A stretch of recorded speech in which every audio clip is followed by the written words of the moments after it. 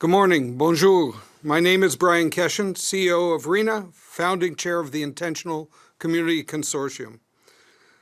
I'm joined today by members of the Provincial Network on Developmental Services, Ontario Association Supporting Individuals with Special Needs, and 70 other members of the ICC, here to talk about housing and the housing needs of people who are vulnerable. Today, the 70 representatives have come together to our nation's capital to address the importance of our national housing strategy continuing to plan for and support citizens who are at risk of homelessness. The National Housing Strategy already recognizes that housing is a human right and acknowledges the risk and vulnerability to citizens with intellectual developmental disabilities by including a targeted housing strategy of 2,400 units. We're at risk of not achieving that. We're calling all involved to make sure we achieve that target sooner than later. We cannot erode the support that's there. With rising interests, costs that are growing, we can't cut back the investment in high-risk supportive housing. By increasing deeply affordable housing, the ICC seeks to provide solutions leading to better opportunities for those marginalized in our communities.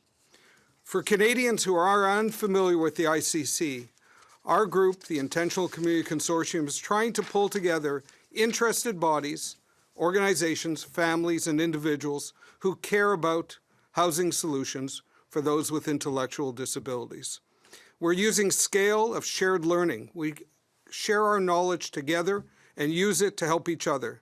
We're trying to expand in multi-unit strategies, 20 units plus, not trying to do one-offs. We're combining our strengths as members and knowledge to affect change. Today, we will be meeting with MPs from all parties and look forward to this opportunity to speak on this issue.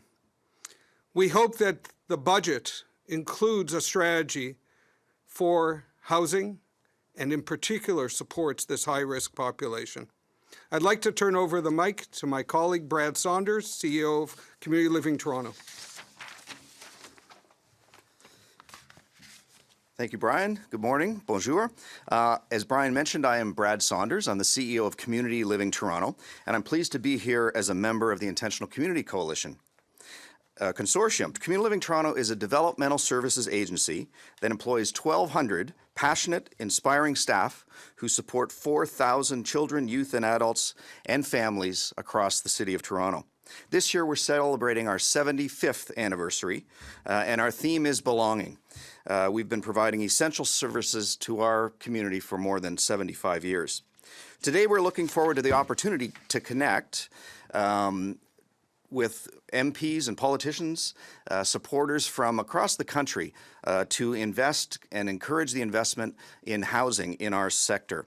There is a huge need, a huge demand for housing. Just in Ontario, there are more than 13,000 people waiting for housing and more than 15,000 people inappropriately housed.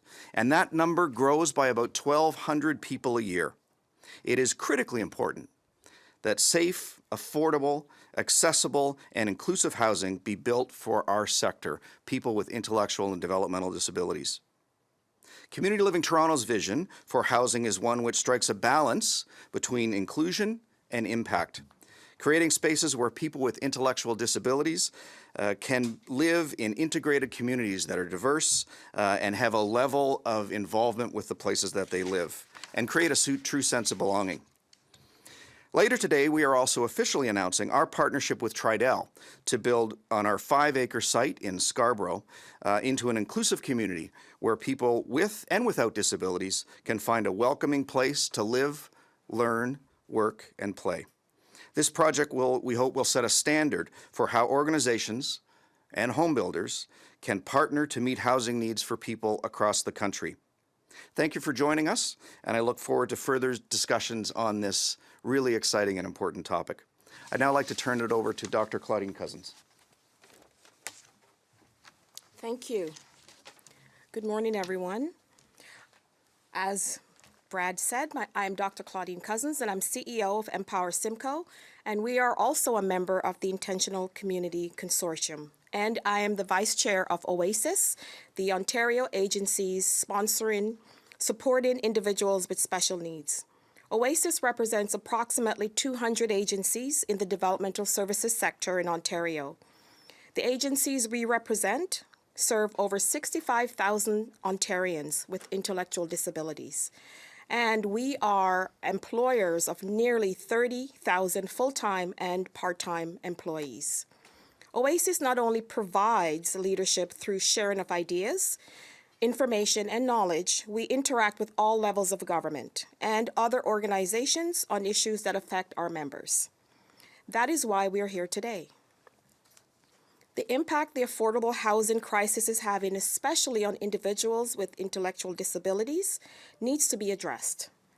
We want to use our collective voices to implore MPs to recognize the importance of the National Housing Strategy as an opportunity to improve the lives of people with developmental disabilities.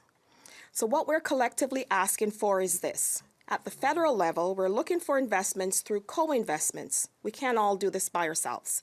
That represent an updated cost as inflation has gone up, financing, and other market forces add costs, particularly in the deeply affordable supportive housing developments. We want the federal investments to establish a dedicated pathway for deeply and affordable supportive housing like ICC, the Intentional Community Consortium, that will generate secondary benefits for the community, including reduced health costs and related social and policing supports.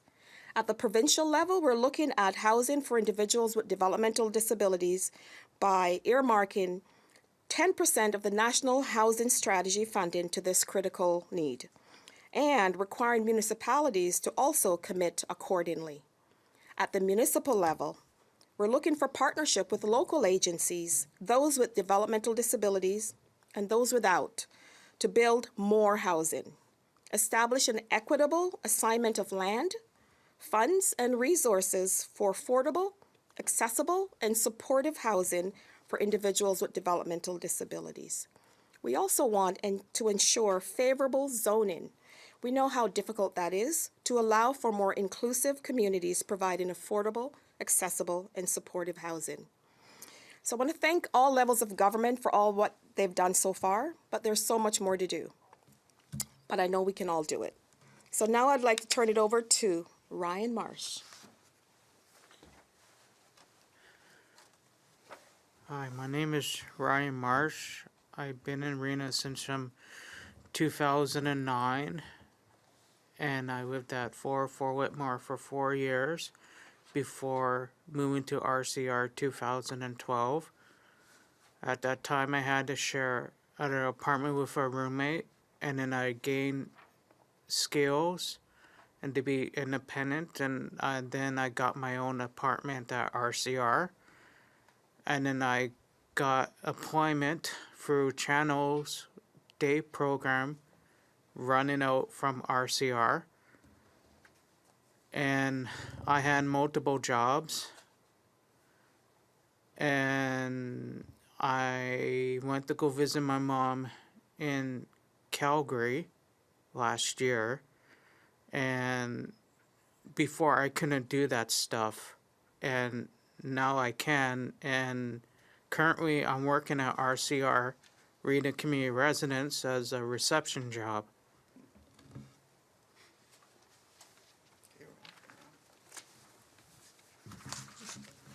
Hi, good morning, everyone.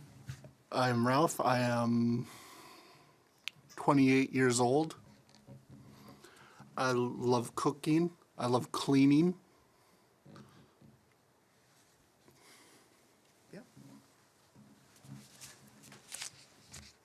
How long have you been with Community Living Toronto? I've been with Community Living Toronto a few years. Where did you used to live? I used to live at Wheelwright, Scarborough. Mm-hmm. I also go to church, bowling. I'm more interactive with the community. I have a lot of friends out in the community. Where do you live now? I live at Treadyway. What is Treadyway? Treadyway is a organization, like an apartment Apartment building, yeah. building. What do you like about Treadyway? What I like about it Yeah. is that I have my own apartment, and How old's the building? Is it a new place or an old place? it's a new place. Great. What kind of things do you like about your new building? I like how the balcony looks. I like how the kitchen looks. Yeah. I like how you don't have to go downstairs for the laundry. And it says here, why do you love living at Treadyway? Why do I in love your own living at apartment? Treadyway? Yeah. Because it's Gives you more space? gives you more space and more community activities. Great. Anything else you want to say? I'm also good at riding the TTC. Good. Anything else? No, that Okay. should be it. Good job. Well done. Thank you. Thank you. So housing is essential, and we'll take questions, but just want to remind people how challenging it is to find a home for people with disabilities. The fire safety regulations limit access in many locations. The B3 fire safety standard, as an example, limits 3 people who get support to one building. If you have 3 or more people in the same building getting supports, that building is no longer considered safe unless it meets that code. Most buildings do not meet that code, so people are thrown out of housing. Finding housing is difficult when you have $520 a month for rent.